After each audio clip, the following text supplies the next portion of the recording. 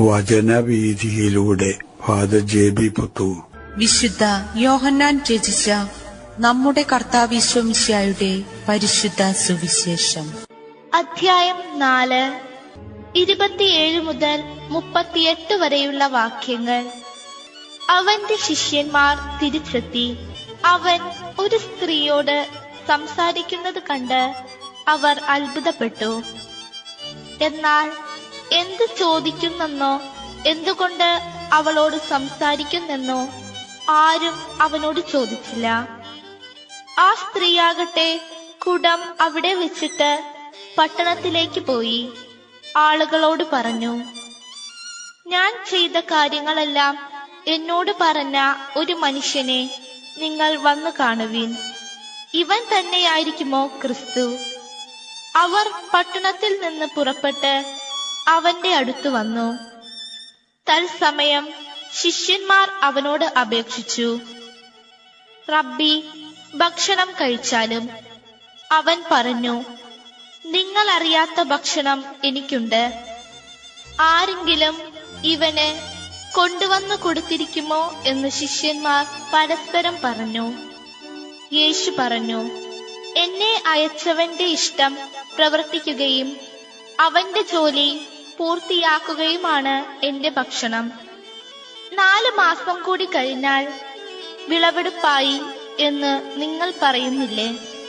എന്നാൽ ഞാൻ പറയുന്നു, നിങ്ങൾ കണ്ണുകൾ ഉയർത്തി വയലുകളിലേക്ക് നോക്കുവിൻ. അവ ഇപ്പോൾ തന്നെ വിളഞ്ഞ് കൊയ്ത്തിന് പാകമായിരിക്കുന്നു. കൊയ്യുന്നവന് കൂലി കിട്ടുകയും അവൻ നിത്യജീവിതത്തിലേക്ക് ഫലം ശേഖരിക്കുകയും ചെയ്യുന്നു. അങ്ങനെ വിതയ്ക്കുന്നവനും കൊയ്യുന്നവനും ഒപ്പം സന്തോഷിക്കുന്നു. വിതയ്ക്കുന്നത് ഒരുവൻ, കൊയ്യുന്നത് മറ്റൊരുവൻ എന്ന ചൊല്ല് ഇവിടെ സാർത്ഥകമായിരിക്കുന്നു. നിങ്ങൾ അധ്വാനിച്ചിട്ടില്ലാത്ത വിളവ് ശേഖരിക്കാൻ ഞാൻ നിങ്ങളെ അയച്ചു. മറ്റുള്ളവരാണ് അധ്വാനിച്ചത്. അവരുടെ അധ്വാനത്തിന്റെ ഫലത്തിലേക്ക് നിങ്ങൾ പ്രവേശിച്ചിരിക്കുന്നു. ലൈംഗികത മനുഷ്യന്റെ വികല്പ ചിന്തകൾക്ക് എളുപ്പം ഇരയാകുന്ന യാഥാർത്ഥ്യം. എളുപ്പത്തിൽ വികല്പങ്ങൾക്ക് വിധേയമാകാൻ ഇടവരുന്ന മനുഷ്യന്റെ അടിസ്ഥാനപരമായിട്ടുള്ള ചിന്തകളിൽ ഉണ്ടാകാൻ ഇടവരുന്ന ചില വികലതകളെ മറനീക്കി കാണിക്കുന്ന ഒരു സുവിശേഷ ഭാഗമാണ് ഇന്നത്തേത് എന്ന് വേണം വിചാരിക്കാൻ. സ്ത്രീയും പുരുഷനും ദൈവത്തിന്റെ സൃഷ്ടികർമ്മത്തിൽ തന്നെ അവരുടെ വ്യതിരിക്തത, തനിമ നിർണയിക്കപ്പെടുന്നതിന് പ്രധാന നിദാനമായിട്ട് നിൽക്കുന്നത് അവരുടെ ലൈംഗികത ആണ് എന്ന് നാം സമ്മതിക്കുമ്പോൾ തന്നെ ലൈംഗികതയുടെ അടിസ്ഥാനത്തിൽ മാത്രം സ്ത്രീയും പുരുഷനെയും നോക്കിക്കാണാൻ ഇടവരുന്ന ആ ചിന്ത, അത് അപക്വമാണ്, അത് വികലമാണ്, അത് യുക്തിക്കും ബുദ്ധിക്കും നിരക്കുന്നതല്ല എന്ന കാഴ്ചപ്പാട് യേശു ശിഷ്യന്മാരെ പഠിപ്പിക്കുകയാണ് ഇന്നത്തെ സുവിശേഷ ഭാഗത്തിലൂടെ.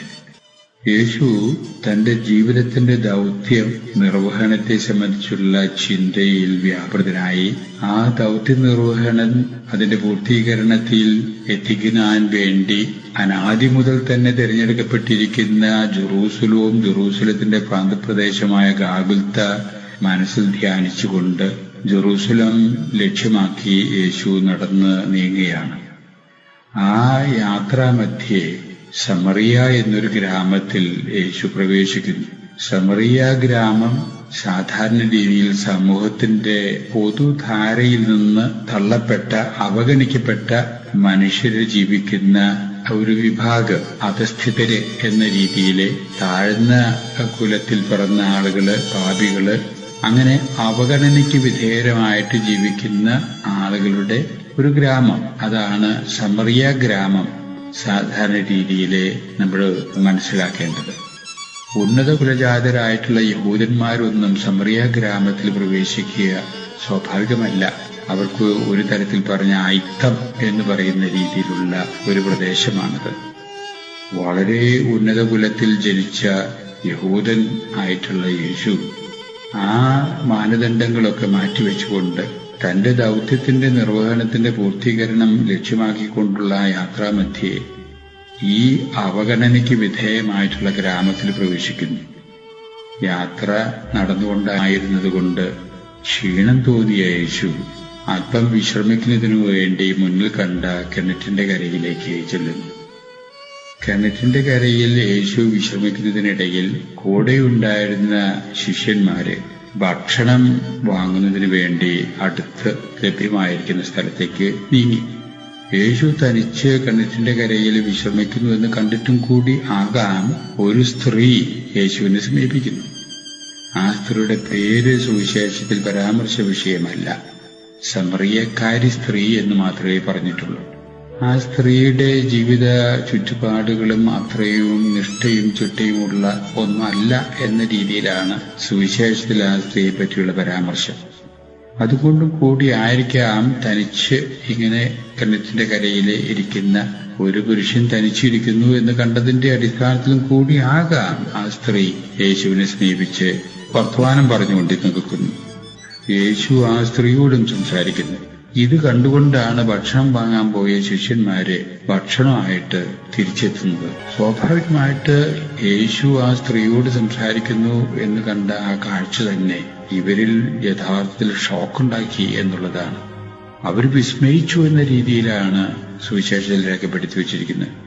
ഒരു പരിധിവരെ ദുഷ്ടചിന്തകള് അവരുടെ മനസ്സിലേക്ക് കയറി വന്നിട്ടുണ്ടോ, വികല്പ ചിന്തകൾ അവരുടെ മനസ്സിലേക്ക് കയറി വന്നിട്ടുണ്ടോ എന്ന് പോലും സംശയിക്കത്തക്ക വിധത്തിലുള്ളതായിരുന്നു ആ പരാമർശം. അവരുടെ ഉള്ളിലേക്ക് കയറി വരാൻ ഇടയുള്ള ആ സ്വാഭാവികമായിട്ടുള്ള ലൈംഗികതയെ ആസ്പദമാക്കിക്കൊണ്ട് മാത്രം ചിന്തിക്കുന്ന മനുഷ്യന്റെ ചിന്താരീതിയെ ചോദ്യം ചെയ്യേണ്ടതാണ്. അതിൽ നിന്ന് തന്റെ ശിഷ്യന്മാരെ ശിക്ഷണത്താൽ മാറ്റി ചിന്തിക്കാൻ, ഉദാത്തമായി ചിന്തിക്കാൻ അവരെ പ്രാപ്തരാക്കണം എന്നുള്ള ചിന്തയും കൂടിയാകാം യേശു ബോധപൂർവം തന്നെ ആ വികലമായ ചിന്ത കൂടുതൽ തീവ്രമാക്കുന്നതിനെ ഒരുപക്ഷേ ഉപകരിപ്പിക്കാവുന്ന രീതിയിൽ യേശു സംസാരം തുടരുകയാണ്. ഭക്ഷണമായിട്ട് വന്ന ശിഷ്യന്മാര് ഭക്ഷണം കഴിക്കാൻ വേണ്ടി യേശുവിനെ ക്ഷണിക്കുന്നു. യേശു ഉടനെ തന്നെ പറയുന്നു, എനിക്ക് നിങ്ങളറിയാത്ത ഭക്ഷണമുണ്ട്.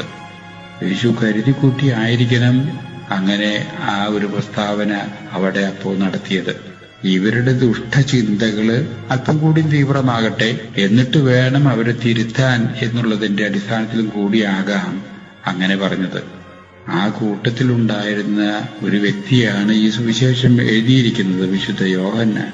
അദ്ദേഹം തന്നെ അത് രേഖപ്പെടുത്തി വച്ചിരിക്കുകയാണ്.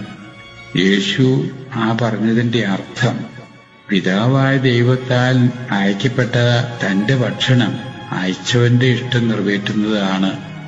ആ അർത്ഥത്തിലാണ് യേശു അത് പറഞ്ഞത് എന്ന് പിന്നീട് യോഹന്നാന് തോന്നിയിട്ടായിരിക്കണം അതിനൊരു വ്യാഖ്യാനം എന്ന രീതിയിൽ ആ സുവിശേഷത്തിൽ യോഹന്നാൻ അത് രേഖപ്പെടുത്തി വെക്കാനിട വന്നേ. പക്ഷെ പ്രത്യക്ഷത്തിൽ തോന്നുക ആ സ്ത്രീ ഏതെങ്കിലും തരത്തില് ഇവനെ ഭക്ഷണം കൊടുത്ത് ഒരു വിധത്തിലെ സ്നേഹം നടിച്ച് വശീകരിച്ചു കാണുമോ എന്നുപോലുമുള്ള ചിന്ത ശിഷ്യന്മാരുടെ ഇടയിലെ ഉണ്ടായി കാണാൻ സാധ്യത വളരെ കൂടുതലാണ്. അതാണ് ആ സാഹചര്യത്തിൽ നിന്ന് തെളിവാക്കുന്നത്. യേശു പിന്നീട് ശിഷ്യന്മാരെ അടുത്ത് വിളിച്ച് ആ ചിന്ത വികല്പം നിറഞ്ഞതാണെന്നും അത് സ്വാർത്ഥപരമായിട്ടുള്ള ചിന്തയാണെന്നും അതിനേക്കാൾ യാഥാർത്ഥ്യബോധത്തോടുകൂടെ ചിന്തിക്കേണ്ടവരാണ് നാം എന്നും യേശു ശിഷ്യന്മാരെ പല അന്യോപദേശങ്ങളിൽ കൂടെ അവരെ പഠിപ്പിക്കുന്നതാണ് സുവിശേഷത്തിന്റെ മറ്റു ഭാഗങ്ങൾ. യഥാർത്ഥത്തിൽ ഇങ്ങനെ ഒരു വിവാദ വിഷയം യേശുവിനെ അഭിമുഖീകരിക്കേണ്ടി വന്നപ്പോ യേശു പേടിച്ച് തന്റെ ദൗത്യത്തിൽ നിന്ന് പിന്മാറിയ ഒരു യേശുവിനെ അല്ല നമ്മൾ കാണുന്നത്. ഒരു തരത്തിലും അതിൽ നിന്ന് വിഹുലത കാണിക്കുന്ന യേശുവിനെ നമ്മൾ കാണുന്നില്ല. യാഥാർത്ഥ്യബോധത്തോടുകൂടെ, ആത്മധൈര്യത്തോടുകൂടെ, സംയമനത്തോടുകൂടെ അതിനെ അഭിമുഖീകരിച്ച് അതിന് ഇടവരുത്തിയ വ്യക്തികളുടെ ചിന്തയെ മാറ്റം വരുത്തുന്നതിന് വേണ്ടിയുള്ള ഒരു രീതിയിലേക്ക് നീങ്ങുകയാണ് യേശു. ഇന്നത്തെ സുവിശേഷത്തിന്റെ ചൈതന്യത്തിൽ യേശുവിൽ വിശ്വസിക്കുന്ന അനുയായികള്, മക്കളായ നമ്മിൽ നിന്ന് പ്രതീക്ഷിക്കുന്നത് അത്തരം അപവാദങ്ങളും അവഖ്യാതികളും എതിർപ്പുകളും തെറ്റിദ്ധാരണകളും ഇന്നത്തെ സമൂഹത്തിലും നിറഞ്ഞു നിൽപ്പുണ്ട് എന്ന യാഥാർത്ഥ്യം നിങ്ങൾ മറക്കരുത്.